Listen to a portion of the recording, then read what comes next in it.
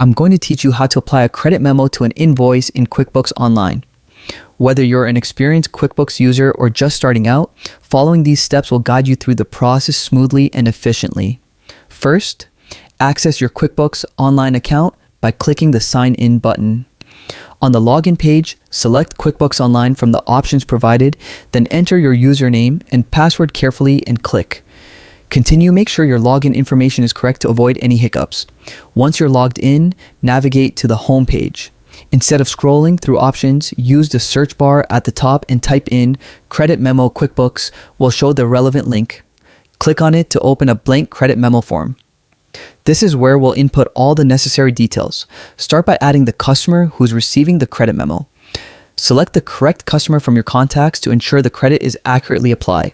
Next, specify the product or service related to this credit memo. Use the product/service dropdown to enter the relevant item or service that the credit applies to. Now, enter the amount for the credit memo. Double check this number for accuracy to ensure your accounts reflect the correct total. Make any necessary adjustments before proceeding. After filling in all details, review each entry to ensure everything is complete and accurate. Accuracy here helps maintain smooth financial records. Finally, click Save and Send. This saves the credit memo in QuickBooks and notifies the customer by sending them a copy for their records.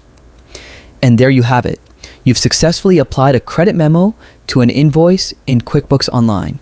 By following these steps, your accounting records stay accurate and your financial operations remain smooth. Thanks for watching, and make sure to check back for more helpful QuickBooks tutorials to make your workflow even more seamless and efficient. Thanks for watching, and happy bookkeeping.